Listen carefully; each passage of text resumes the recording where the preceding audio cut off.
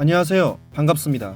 여러분들은 과거 친구와 함께 여러 가지를 하면서 시간을 보냈을 텐데요. 놀이터에서 놀든 학교에서 놀든 어느 장소를 가리지 않고 항상 재밌는 놀이를 하면서 시간을 보냈습니다. 혹시 추억의 놀이인 비비탄 서바이벌에 대해 아시나요?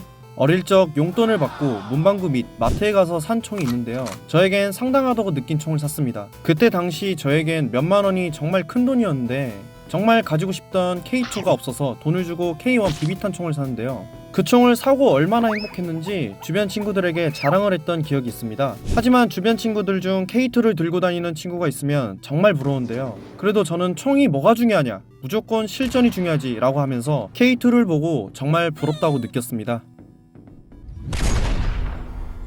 함께 비비탄 서바이벌을 즐길 친구를 하나 둘씩 모으고 놀이터 및 아파트 단지, 지하주차장, 공원, 학교 등 장소만 잘 갖춰져 있으면 바로 게임을 시작했습니다.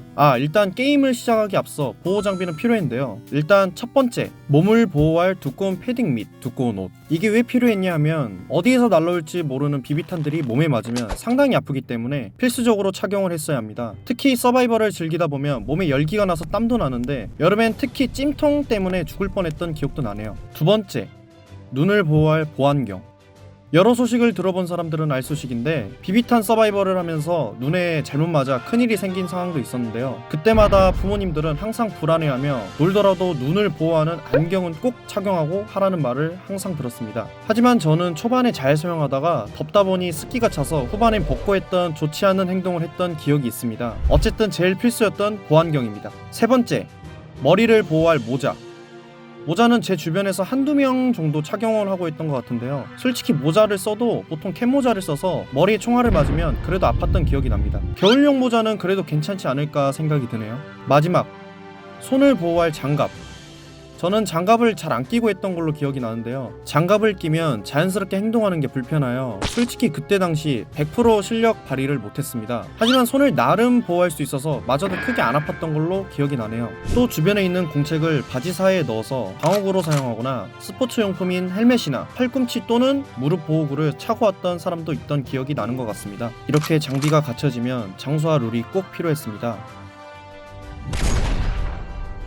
사람마다 사는 곳, 주변에 있는 장소들이 달라 제가 즐겼던 곳으로 기준을 정해봤습니다. 혹시나 여러분들이 즐겼던 장소가 나오지 않았으면 댓글로 답변해주시면 감사하겠습니다. 일단 첫 번째, 대표적으로 놀이터. 놀이터는 은폐할 수 있는 장애물이 많아 서바이벌을 즐기기에는 최적화가 되어 있습니다. 룰을 정하자면 한 팀은 방어전을 하고 한 팀은 쟁탈전을 했던 기억이 있습니다. 놀이터에 있는 기구를 한 팀이 잡고 있고 또 그 자리를 쟁탈하는 팀이 있는데 아무리 총알을 맞아도 아파하지 않는 진정한 탱커들이 나타나면 방어전을 하는 게 쉽지 않았습니다. 보통 총알을 맞다가 보면 항복을 하는 친구도 있을 뿐더러 항복을 안 하고 끝까지 쏘다가 최후의 생존자가 되어 엄청나게 총알을 맞고 항복을 했던 기억이 나네요. 그리고 항복을 한 친구가 배신을 하여 통수를 갈구는데 정말 재밌었던 친구도 있었습니다. 두 번째, 아파트 단지 및 골목길. 아파트 단지는 정말 커서 체력 싸움이 주로 됐던 기억이 나는데요. 몇 층씩 뛰어다니면서 상대를 제압을 하고 그 상대는 상대의 위치를 팔면서 제압을 했는데요. 저는 그렇게 룰을 만들어서 했던 기억이 납니다. 또한 뽑기용, 문방구용인 무전기를 사용하여 위치를 알려주면서 했던 기억도 나네요. 하지만 저는 체력의 한계가 와서 마지막에는 그대로 항복을 했던 아파트 단지 서바이벌이었습니다. 또한 골목길은 아파트 주변 사이에 있던 골목에서 나무나 기둥 아니면 벽 같은 곳에 엄폐를 하여 서바이벌을 진행했던 방식이었는데요. 정말 재미있는 친구들은 몰래 뒤로 와서 상대팀을 제압하여 치열한 몸의 대화를 나누는 상황도 봤던 기억도 있습니다. 세 번째,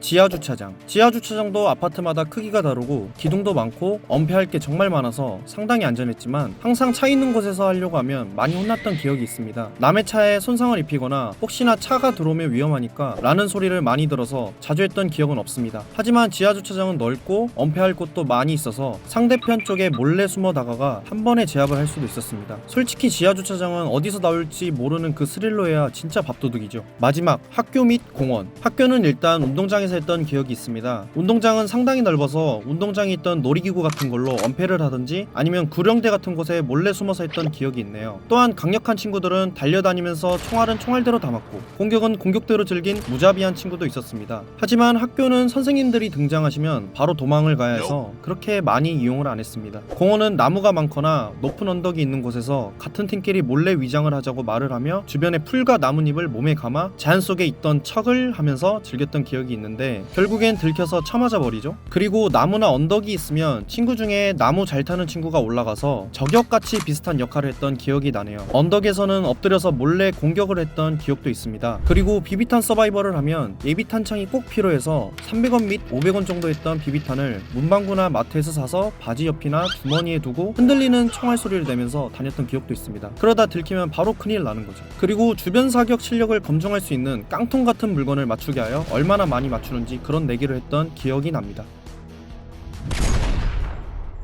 비비탄 서바이벌에 사용되었던 무기는 제 주변에서 자주 사용한 에어소프트 건인데요. 뒤로 당기기만 하면 되는 펌프 액션의 쉬운 장전 방식과 방아쇠를 누르고 코킹을 하면 연사가 되는 래피드 파이어 기능이 달려있어 서바이벌을 즐길 수 있었습니다. 또한 시간이 지나 전동건을 들고 다니는 친구도 발견을 했는데요. 건전지를 사용하여 힘을 들이지 않고 격발을 하는데 진짜 엄청난 비비탄을 가지고 있으면 이런 친구 앞에서 연사로 싸우기에는 정말 힘들었습니다. 저도 나중에는 전동건을 사서 참여를 했던 기억이 나네요. 그리고 여러가지 무기들도 볼 수 있었는데요. 제가 본 무기들은 대표적으로 K1 소총, K2 소총, 가끔가다 AK-47과 비슷한 총과 M4A1, AK-416 같은 총도 봤던 기억이 있습니다. 그리고 대표적인 이런 샷건도 봤는데 이런 샷건은 진짜 샷건처럼 하려고 총구에 비비탄을 여러 발을 넣어서 했었습니다. 다만 데미지가 개구리입니다. 또한 보조무기도 들고 다니는 친구도 있었는데요. 매그넘이나 글록 등 문방구에서 저렴하게 구입을 할 수 있는 여러 권총도 있었습니다. 그래도 저는 제 총이 제일 좋다고 생각했던 어린 시절이 있었습니다. 현재는 시간이 지나 주변에서 서바이벌을 즐기는 어린 친구들이 없어졌는데요. 요즘은 다들 컴퓨터로 하는지라 이제는 크게 보지 못해 아쉽긴 합니다. 하지만 그만큼 다칠 일도 없고 피해줄 일도 없지만